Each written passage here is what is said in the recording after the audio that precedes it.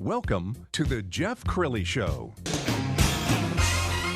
Good Saturday morning, DFW. What a wonderful spring day. It's almost beginning to feel summer-like, the blustery wind out there, but what a great day. We have an awesome show today. We're going to begin with a very serious topic. The topic is texting and driving. And my guest is Krista Tankersley. She has a personal story to tell us about texting and driving and how you got involved in this. Krista, welcome to the show. Well, thank you. Good morning, Jeff. I really appreciate you having me today. And yes, this is a super sensitive subject to our family. We lost my brother Jeff in 2012 to someone who was texting and driving. Jeff was 48 years old, married with 2 children, a shareholder in a law firm, very involved in his community, on the board of the Ronald McDonald House. I could just go on and on and on. But he was training for an Ironman competition. He was 2 weeks away from competing in Coeur d'Alene, Idaho. And on a Sunday afternoon, he and 3 of his teammates went out for a ride on their bikes. You know, the training was over, but they just loved it. They were ready to go. He lived in Amarillo at the time, and they went out, trying to get away from traffic. They went out to a 2-lane road, and they were riding tandem, one behind another. Jeff was 3 out of 4. And a man coming the opposite direction in a car, 2,000 pounds of steel, remembers seeing the first 2 cyclists, and for whatever reason looked down at his phone and was texting and driving. He crossed over the center lane of traffic and hit my brother head on and killed him instantly. I'm so sorry. Well, thank you. It happened so quickly. And investigative reports show that Jeff actually probably saw the car coming towards him.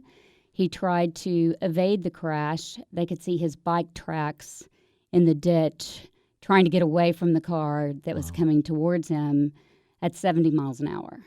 Wow. So Jeff hit the front of the car, went through the windshield, or caused a hole in the windshield, and then flipped over the back of the car. He was wearing a Garmin watch, which tracks your heartbeat and your speed and all of those great things. The Garmin watch is the only thing that survived and was still working. So before the crash, he was traveling 13 miles per hour, cycling. He was flying through the air at 29 miles per hour after he was hit. So, this is obviously tragic for our family, but also the gentleman, the cyclist behind him who witnessed everything. There's certainly lots of emotions going on there. And then just everybody that Jeff touched in his world, his law firm, his friends, his community. Take us through the justice system. How did that play out?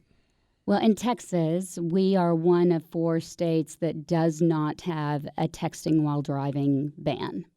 There are cities in our state that have adopted different laws, and it's kind of a patchwork. I mean, it could be no texting and driving, or it could be a complete hands-free ban in certain cities. But Texas as a state has never adopted this law. And Representative Tom Craddock, who will be joining us momentarily, he authored this bill back in 2011, really trying to get this statewide ban passed. And it's named after, it's the Alex Brown law. It was another young lady who lost her life to texting and driving. And so it's named after her, and I'm so glad that it is. But in 2011, this bill actually passed the House and the Senate, and then it was vetoed by Governor Perry. He felt like it was government overreach at the time, and he was also running for president, or had his eyes on the White House at the time. So my brother Jeff died in 2012. We our family friends started writing Tom Craddock and others saying we've got to do something in Texas about this. And I was asked to testify in front of the House Transportation Committee in 2013. And so I've done so every year. Our lawmakers have been in session. What happened to the driver who killed your brother? He was charged with criminally negligent homicide. He served 30 days in jail. Oh, gosh. And 5 years probation was the initial sentence. Clearly not enough from our perspective. During the 5 years, he actually violated his probation and ended up, so we went back to court to face him again.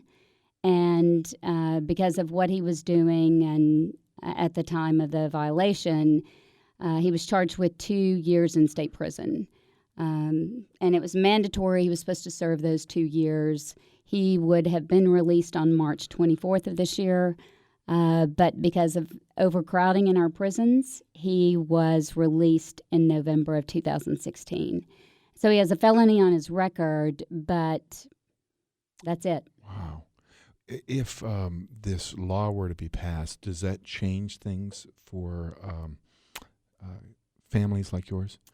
I hope so, because there are families like ours who the person responsible for their family's death never even got a ticket, much less spent any time in jail or had any fine.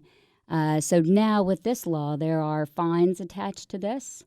And, you know, when someone dies, there should be at least a manslaughter charge.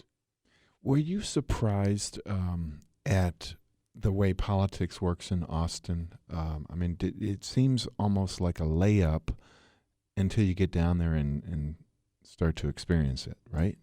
It is. It's disheartening, actually. You know, you go there for a reason, and you walk in our Texas state capitol, and it's incredible, and you want to be respectful of everyone who serves as a senator or a representative. But then you start really understanding the politics and why they're there and their own agendas, and sometimes common sense laws like this one are just swept under the rug, and it's maddening.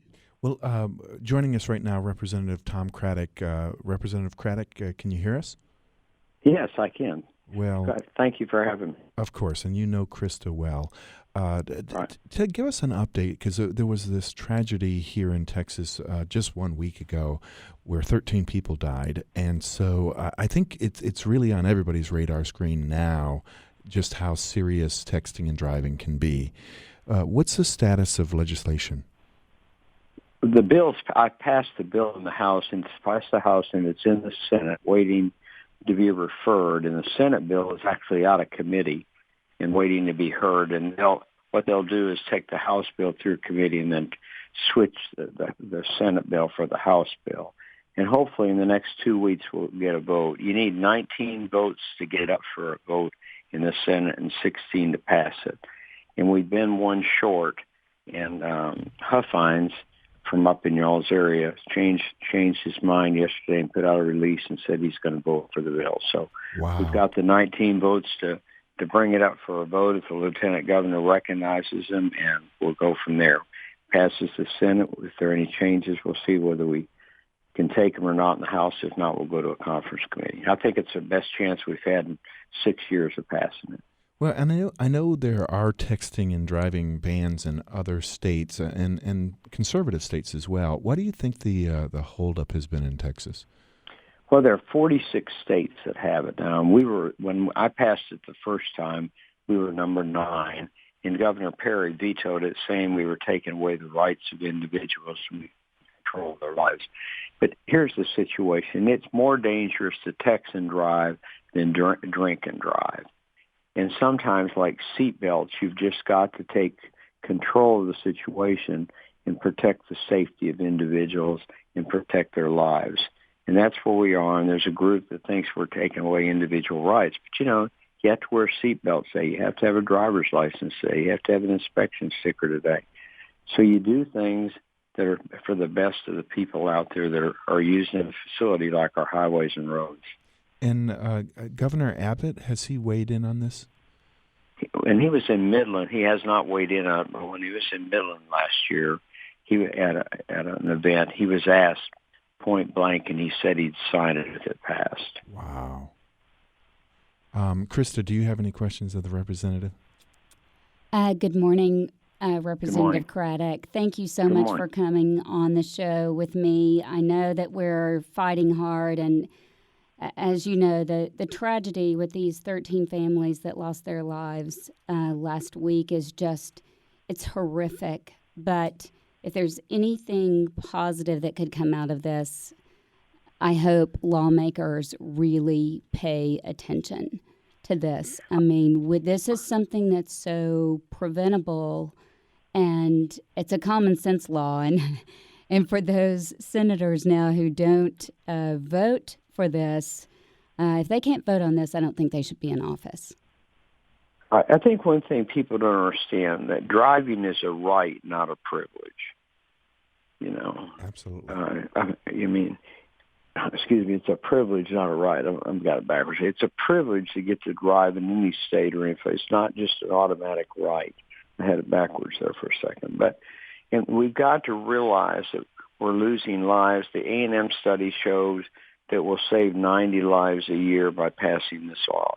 If we save one, it makes a difference. And the people who've lost people to death and injuries across the state that have come to testify, they're the ones that need to be patted on the back for helping to pass this bill, because they've gone out, told their stories, and it's tough. In those hearings, it's tough to listen to their stories. But they're willing to fight for what they think is right and help others not have to be in that situation in the future. And Representative Craddock, can you tell just by looking in the eyes of other lawmakers that it's different this time? You really are hopeful? I don't know if I can tell they're looking in their eyes, but what's different is this. It's become high on the level of what people are talking about. And that's mainly because of people like y'all. The media has really helped to lay out the facts and talk to people about it. People that are driving, they see people that are weaving around all across the lanes and roads, like what happened in the bus accident. And they see people that are at a stoplight or something. You got to honk at them because they're texting, they won't move. They see that. It's like the Texas Association of the Blind that testified for the bill. They said, we can't see, but we hear and see with our ears. And we can't hear someone coming down the street text. Wow. And so, we don't have that ability. And it's had several people hurt that have been standing on curbs and stuff where cars have gone up and hit them. Well, just things like this need to be taken care of. And we're past due in Texas to do this. Well, Representative Craddock, thank you so much for taking the time to be on the show, and good luck there in Austin. Thank you, and we appreciate you all discussing it and visiting with the people in your area about it. Thank you very much. Absolutely. Well, Krista, let me get your final thoughts as we go to a break. What would you like to say to people about this legislation and about how important it is that they not text and drive? I think there are several things. We are losing. In 2016, we lost 40,000 Americans on the roads. And they say that 1 in 4 crashes today is due to cell phone use. That is something that's so preventable. I mean, whether it's a text, a tweet, a post, whatever it may be, every piece of that can wait. I mean, if you truly have an emergency, call 911. I mean, we put seatbelts on to protect ourselves in the car, but really be kind to everybody else on the roadways and put your phone down.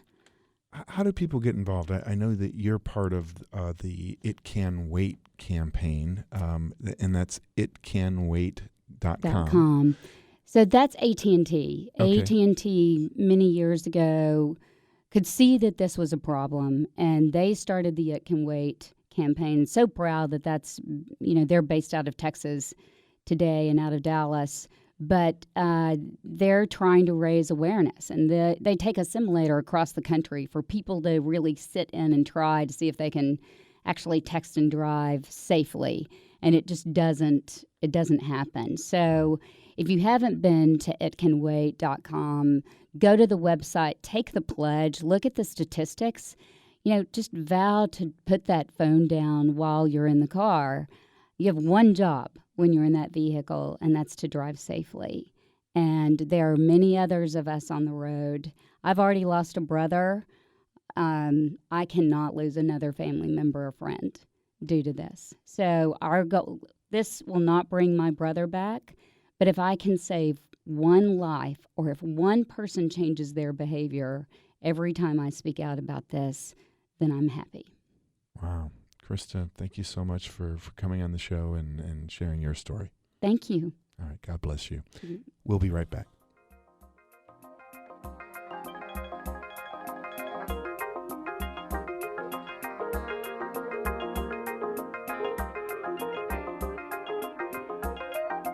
More of the Jeff Crilley Show coming up.